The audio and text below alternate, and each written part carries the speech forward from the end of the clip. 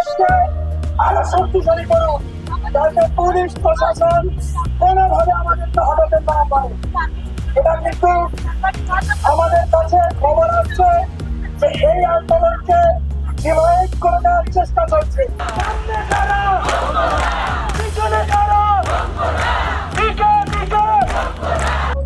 যে হাইকোর্টে পুরো প্যানেলটা বাতিল হয়ে গেল।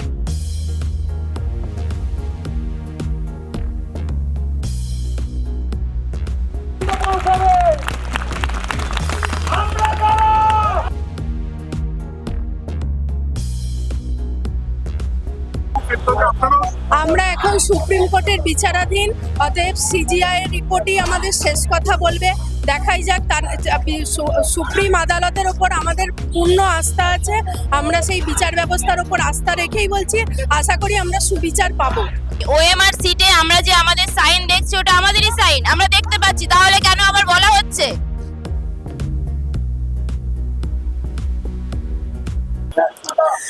দেখুন, এই নিয়োগ প্রক্রিয়ায় দুর্নীতি হয়েছে, এটা একদম পরিষ্কার দুর্নীতি হয়েছে, এবং দুর্নীতিটা করেছে আমাদের কমিশন তথা বোর্ড তথা পশ্চিমবঙ্গ সরকার, এতে যুক্ত আছে, সেটা পরিষ্কার। কিন্তু এই দুর্নীতির সাথে যারা জড়িত, আমরা দেখছি একের পর এক সেই জড়িত ব্যক্তিবর্গগুলো ছাড়া পেয়ে যাচ্ছে। কয়লা চোর, গরু চোর, শিক্ষা চোর, সবাই ছাড়া পেয়ে যাচ্ছে। কিন্তু প্যানেলটাকে নিয়ে টানা হেঁচড়া চলছে। যারা যোগ্যভাবে পরীক্ষা দিয়েছে, যোগ্যতার মান উত্তীর্ণ করে যারা স্কুলে যাচ্ছে, তাদেরকে নিয়ে টানা হেঁচড়া করছে। আমরা চাইবো মহামান্য সুপ্রিম কোর্ট এবং ভারতের সবচেয়ে বড় তদন্তকারী সংস্থা সিবিআইকে আপনারা সঠিকভাবে তদন্ত করুন এবং সঠিকভাবে স্ট্যাটাস রিপোর্ট যাতে সুপ্রিম কোর্টে জমা দেন, যাতে কোনো চোরেরা যারা প্রত্যক্ষভাবে যুক্ত পরোক্ষভাবে যুক্ত তারা যেন ছাড়া না পায় এবং যোগ্যরা যাতে ন্যায় বিচার পায়।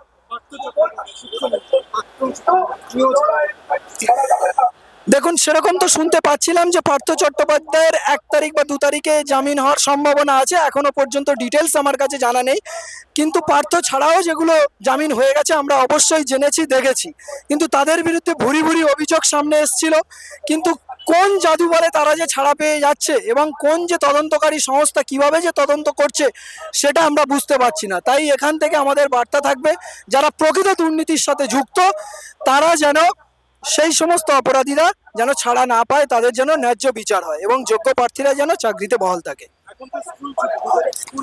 না, এখন স্কুল ছুটি না, আমরা সবাই এমএল নিয়ে এসেছি, মেডিকেল নিয়ে এসেছি। স্কুল কিন্তু ছুটি না, শুধুমাত্র স্কুল ছুটি 1 তারিখ স্কুল ছুটি, 2 তারিখ থেকে স্কুল খুলবে। আমরা আমাদের ন্যায় বিচার না পাওয়া পর্যন্ত লড়াইয়ের ময়দানে আছি, লড়াইয়ের ময়দানে থাকবো, মেডিকেল নিয়েই থাকবো। একদম আমাদের 100% বিশ্বাস আছে আমরা জিতবো, কারণ আমরা সবাই যোগ্য। আমাদের এখনো পর্যন্ত বাক কমিটির রিপোর্টে, সিবিআই এর রিপোর্টে, মধ্যশিক্ষা পর্ষদের রিপোর্টে এবং স্কুল সার্ভিস কমিশনের রিপোর্টে কোথাও কোনো গরমিল দেখাতে পারেনি। তাই আমাদের 100 বারও যদি তদন্ত হয় কোনো রকম ভয় নেই। আমরা 1000 বার আমাদের ডকুমেন্টস ডিআই অফিসে ভেরিফিকেশন হয়েছে, কোনো রকম কোনো সমস্যা নেই। পারলে আবারও আমরা কাগজ দেব, অসুবিধা নেই, কিন্তু আমরা এ লড়াইয়ে জিতবো। যোগ্য অযোগ্য এই বছরের শুরুতে মানে মাঝামাঝি সময়তে একটা আন্দোলন আপনারা পথে নেমেছিলেন, তারপর বলা হয়েছিল যারা অযোগ্য তাদেরকে আলাদা করে যোগ্যদেরকে সুনিশ্চিত করা হয় চাকরি, তারপরেও কেন অ্যাকচুয়ালি আমরা এখনো যারা চাকরি করছি আমরা সব চাকরিরত শিক্ষক, কিন্তু সুপ্রিম কোর্টের স্টে আছে আমাদের ওপর। আমাদের এখনো অবধি রাস্তায় নামতে বাধ্য হয়েছে, এখনো আমরা সেগ্রিগেশন করে উঠতে পারছে না এসএসসি অফিস। সেই জন্য আমরা সুবিচার পাই। মাত্র 9-10-এ 8.5% দুর্নীতিগ্রস্ত আছে টেন্টেড ক্যান্ডিডেট। তাদের জন্য আমাদের যাতে চাকরি না যায়, আমাদের যাতে প্যানেল বাতিল না হয়, সেই জন্যই আমরা আজকে রাস্তায় এসেছি। কি চাইছেন, যেমন এই বছরের শেষ, সামনে 2 তারিখ স্কুল খুলছে, স্কুলে ফিরবেন? 7 তারিখের পর যদি আমাদের স্কুলটাই না থাকে আমরা স্কুলে ফিরবো কি জন্য?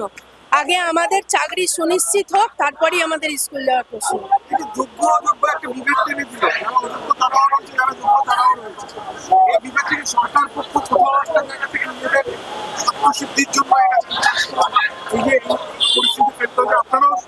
এখন সুপ্রিম কোর্টের বিচারাধীন, অতএব সিজিআই এর রিপোর্টই আমাদের শেষ কথা বলবে। দেখাই যাক, তার সুপ্রিম আদালতের ওপর আমাদের পূর্ণ আস্থা আছে। আমরা সেই বিচার ব্যবস্থার ওপর আস্থা রেখেই বলছি, আশা করি আমরা সুবিচার পাবো। সাগরিকা রানা, আমার স্কুল হাওড়া।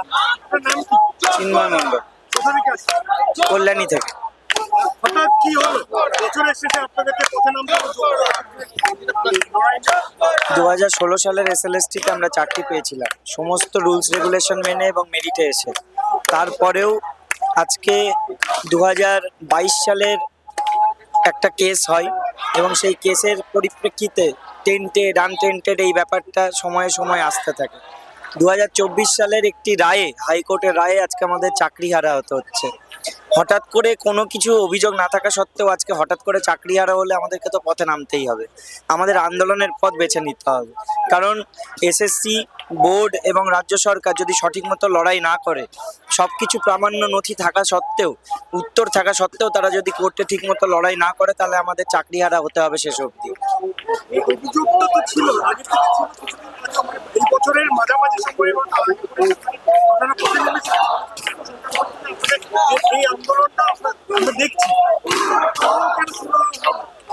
দেখুন, প্রতিশ্রুতি সবাই দেবে, সহমর্মিতা, সমব্যথী হওয়া, তারাও হতাশ, এরকম কথা আমরা অনেকবার শুনেছি, ভবিষ্যতেও হয়তো এরকমটা শুনবো। কারণ অফিসাররা সবসময় ডিপ্লোম্যাটিক আনসার দিয়ে থাকে, কিন্তু আমরা যতক্ষণ না ন্যায় বিচার পাচ্ছি এবার আর রাস্তা থেকে উঠছি না। কারণ কারণ আমরা চাই আমাদের ন্যায্য অধিকার বা আমাদের এই চাকরি জীবনে সসম্মানে আমরা বহাল থাকি, সেটা ছাড়া আমাদের জীবন অসহায় হয়ে পড়ে। জানুয়ারির 2 তারিখ সব স্কুল খুলবে, আপনারা কি সেটা জয়েন করবেন? স্কুল খোলার ব্যাপারে দেখুন, পরিস্থিতি এমন পর্যায়ে এসেছে যে ভবিষ্যতে আর স্কুল যেতে পারবো নাকি সেটাই একটা সন্দেহের ব্যাপার। তো সেই জায়গায় দাঁড়িয়ে 2 তারিখে তো আমাদের যাওয়ার কোনো প্রশ্নই ওঠে না, কারণ আগামী 7 তারিখেই সুপ্রিম কোর্টে শুনানি। সেই ন্যায্য অধিকার যদি ফিরে পাই, যদি জিতে যায়, আমরা অবশ্যই আবার স্কুলে ফিরবো। আমরা চাইবো আমাদের ছাত্রছাত্রীরা যেন আমাদের শিক্ষা থেকে বঞ্চিত না। এতদিন কি তাহলে স্কুলটা বন্ধ থাকছে? না, দেখুন, টিচাররা আছেন, তারা রোটেশনালে অবশ্যই যাবেন, কিন্তু যদি বৃহত্তর আন্দোলনের প্রয়োজন পড়ে বা আমরা দেখি যে সদিচ্ছার অভাব দেখা যাচ্ছে, তাহলে 4-5 দিনের জন্য ছাত্রছাত্রীরা যদি বঞ্চিত হয়ও, ভবিষ্যতে 40 বছর যেন তারা বঞ্চিত না হয়, সেটাই দেখবো।